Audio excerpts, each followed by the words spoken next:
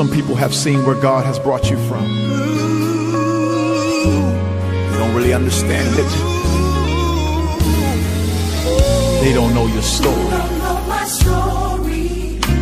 You don't know The things. You don't know the things that I've come through. You cannot imagine. Cannot imagine Pain, the trial. the pain, the trials I've had to endure. You don't know. You don't know my story. You don't know the day He saved At my lowest point. Man, I thank God for you being here to share what God has done for you, what God has brought you through. I've been knowing you for a little while, and I have seen you persevere through pain. I have seen you conquer some challenges and hold fast to your faith. I want you to introduce yourself to the world and tell us a little bit about yourself so that everybody can know the man I've come to know. I am Derrick Zachary. I'm an apostle of Walking in Authority International Ministries. I was born and raised in Louisiana, Opelousas, Louisiana, a little country town where we did farming, you know, grew pigs, chickens, farming. So you name it, it was done. So that's me in a nutshell. Farm boy. I trained for the Olympics in gymnastics. Okay. So just a homebody. I like the outdoors. So. Okay. So we're outside. Yeah, we're outside. Back to where you're most comfortable in the country. Exactly, So we're in not the country. Right, yeah, okay. So we're in the country, speaking of raising, so you would have chickens and you would name the chicken this week and next week it was dinner? No, I wouldn't name them. We just go out and crack their necks. Wow. And eat them up. Wow. Wow, okay, that's Louisiana for you. All of us, man, have gone through challenges, and as long as we live in this life, we're going to have many challenges. We're going to have tribulation, you know, that comes with life. There's a difference, though. There's some people who it builds, and other people it seems to kill. You seem to have grown, become the better, the wiser through a lot of things that you've gone through, that you've shared with me. What are some of the things that you saw yourself going through or dealing with that you probably didn't think you were going to make it through, or you didn't know how it was going to turn out, but because of where you are in the Lord or because of what you held on to, you found yourself conquering it? What are some of those challenges you faced? One of the main challenges for me is when I was 11 years old when my father passed away. Okay. So I had to stop being a child and become a parent overnight, an adult, which was one of the things that when he died, I took it with a nervous breakdown. It's 4 kids my father had. I'm the middle child, second to the oldest. I'm the baby boy, and I look identical to him. So, you know, going through that experience of, okay, now I have no father to depend on. I had a mother, but then it kind of shifted because then she got on drugs. So now you have sisters that are under me. Now I had to become daddy, mama.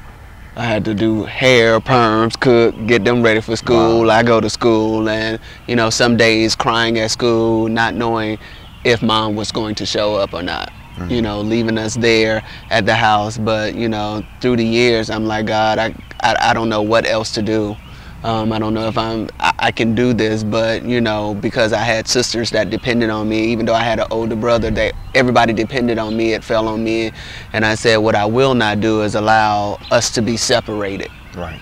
We had aunts that wanted to, you know, separate us and take us into different parts, but I kept everybody together. Although my mother did what she did, it was still my mom. Right. And I had to look out for her because when mom is gone, it was nobody else. Right. So I felt honored, you know, to take on the role, but also overwhelmed because I'm like, I'm still a child myself. 11 years old. At 11 years old.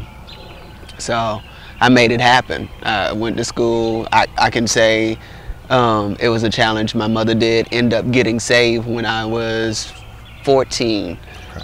She changed her life around. I think after, you know, her trying to take her life, she realized, you know, there's more to life than just what I'm doing, and I have kids that I have to raise. And you know, once she got saved, it just kind of brought us all into Christ, because I'm like, okay, if mama saved, that's all that matters. Let's go on, we're gonna get saved, and that's how we're gonna do it. But I've always had a passion for Christ, even when I was little, but I was the black sheep of the family, you know. So you know, you can be the bone of the family, but also the black sheep of the family. So it came with a lot of hard endurance, and you know, but I thank God for it, because it made me who I am today, on having the passion for people, and you know, showing them that regardless of what your circumstances is, you can still make it through certain things, because I can say I'm the only one in my family graduated from high school.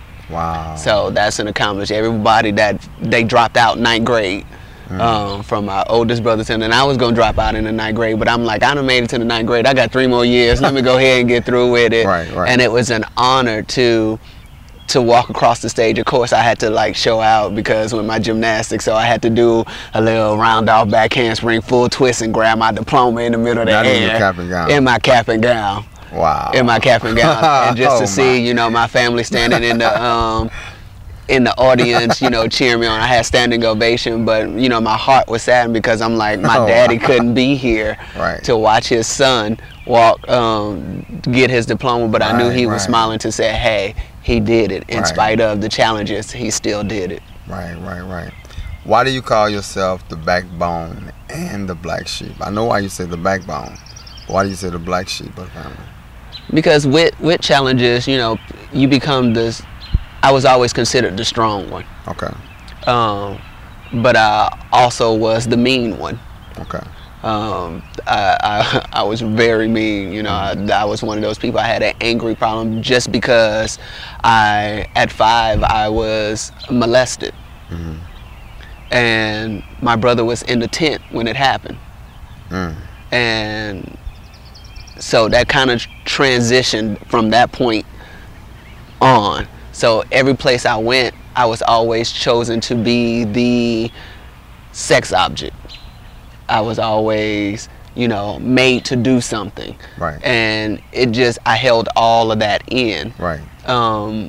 And still said, okay, I still need to take care of family. I still need to, but at the same time, I was being molested. I had to fight every day. There was not a day I didn't fight. And then on top of that, I've had, you know, to deal with people. Just if I go to my cousin's house, I had to deal with them, you know, messing with me in the middle of the night, and I had to wake up fighting, but still at the same time protecting everybody at the same time. But they made it seem like everything that went on was my fault.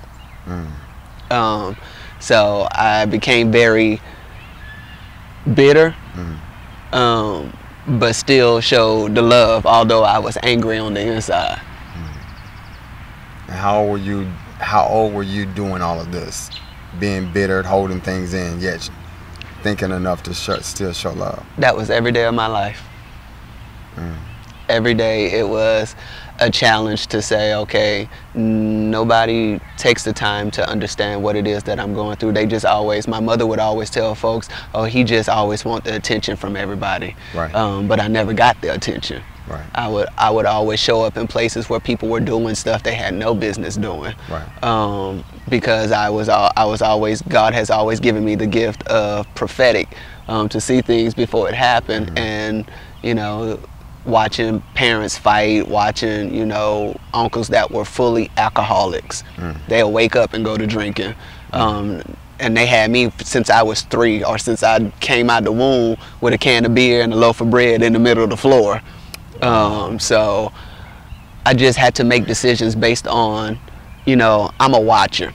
I watch and say, okay, if you got to beat down for that, I'm not going to get beat down for that. So I learned from everybody else's mistakes to make myself better, to keep me out of certain dangers and certain situations. I've been in gangs. My cousin, I had a cousin that was the leader of it.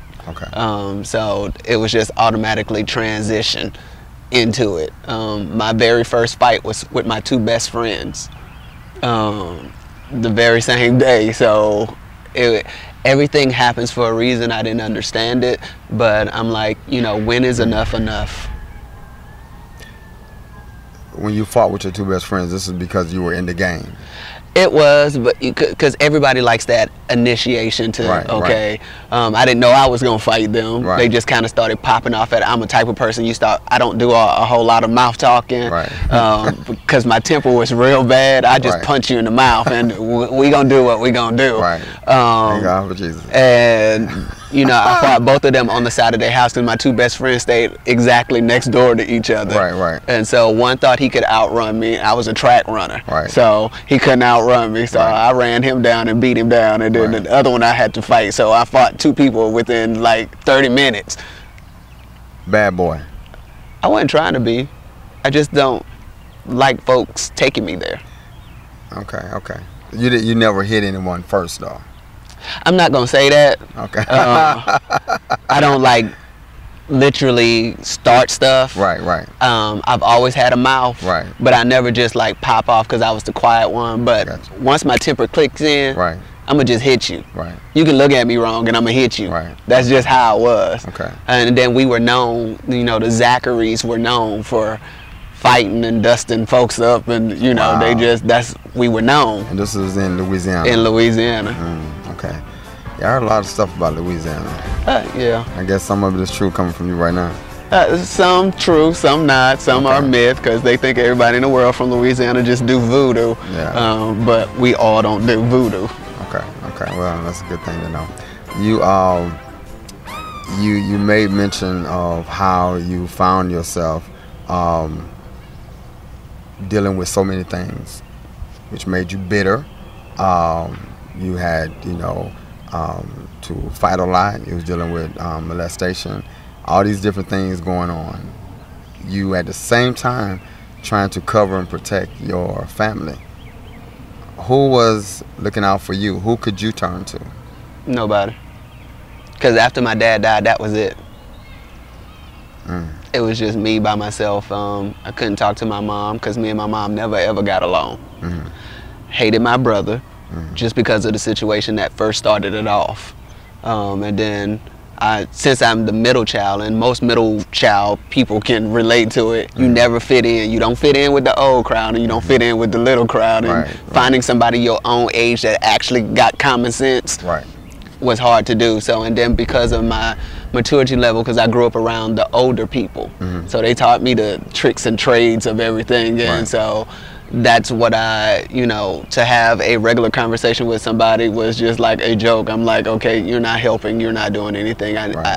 What can I learn from you? What can I absorb for you? So that's the type of scenery, and even now that's who I hang around with. I get along with all the older people than I do the younger people. I can relate to the younger people just because it's just my nature to clown. Right. But where are you going in life, what you're going to do, what accomplishment are you going to make, what difference are you going to instill in somebody, what are you changing in the community, what are you possessing? That's the type of, my mind works like 1,000 miles per hour. Right, right.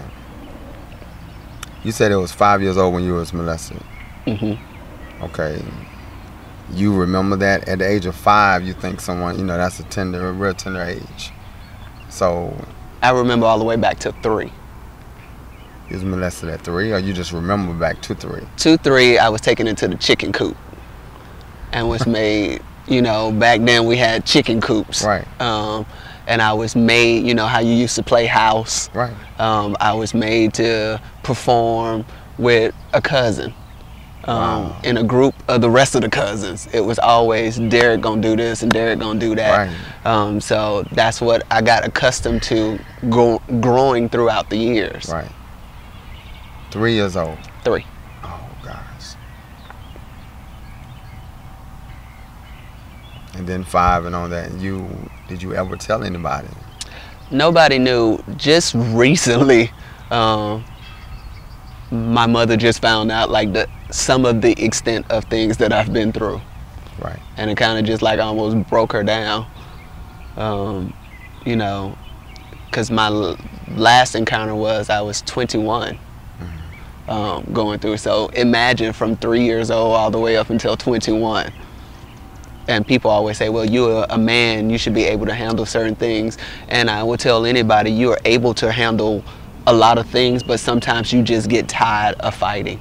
Right. You get tired of you just give up and say whatever.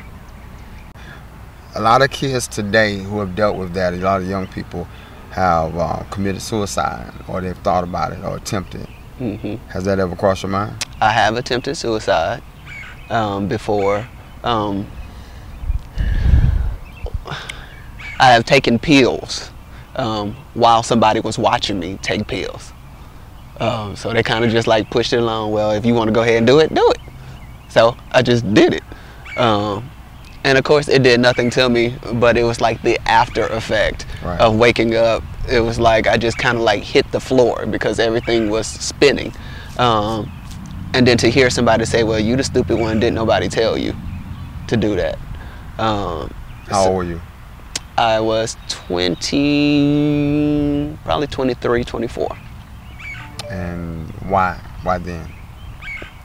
It was, I had found out I was HIV positive.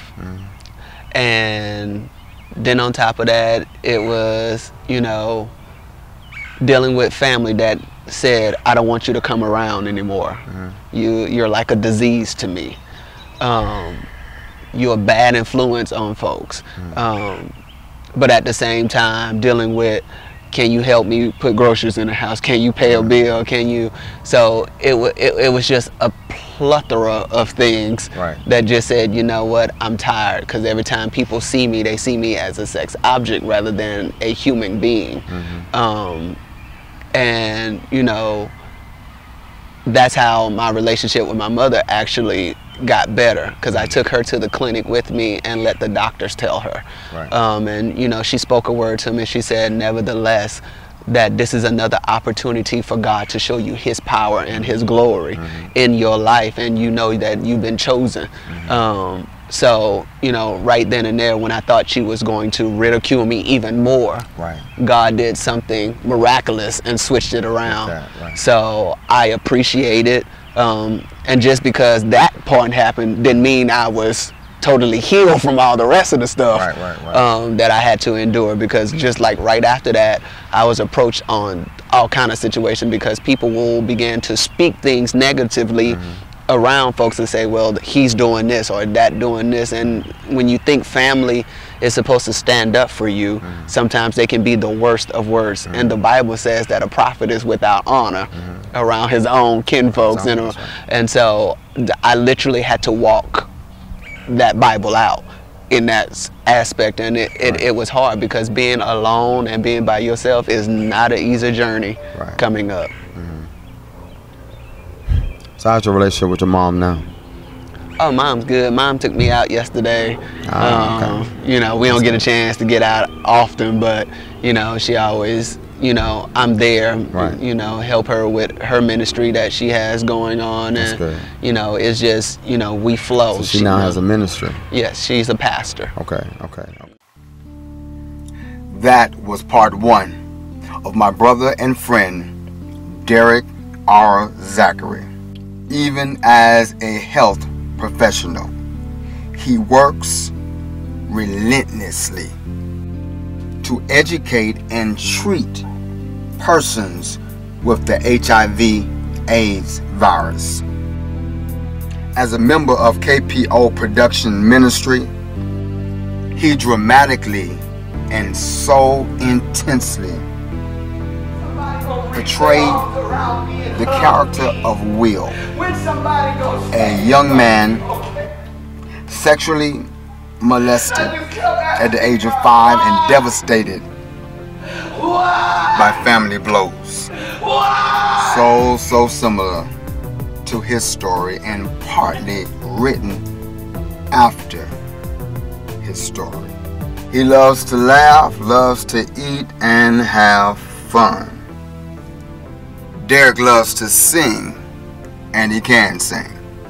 He even still has a love for gymnastics, even though he's aging a little bit now.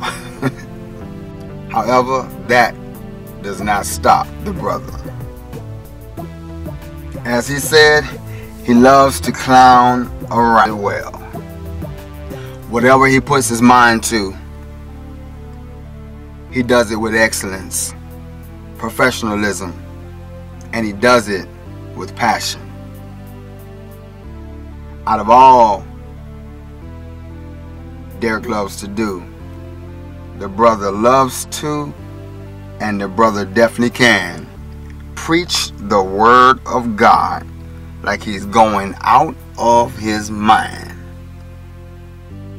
He believes in equipping himself for the greater. And he believes, as he sings, that the greater is definitely coming. You can't feel my pain, what I had to go through to get here. November 2013, he officially had the mantle of apostle bestowed upon him. However, we know that spiritually, God had already ordained him as prophet and apostle. As one of KPO's production assistant, his acting only gave him platform and permission to act up and clown around, especially in the role of none other than Deacon Eddie Strong. Deacon Eddie Strong. Deacon Eddie Strong in the building, y'all ain't know Deacon Eddie Strong. And you look like you still got on your black clothes. Yeah, you do. Do you know you're supposed to dress up? Or you just got out of jail. The best is surely yet to come for my brother, my friend, Derrick R. Zachary. Stay tuned as we continue to follow the life, the story of this brother.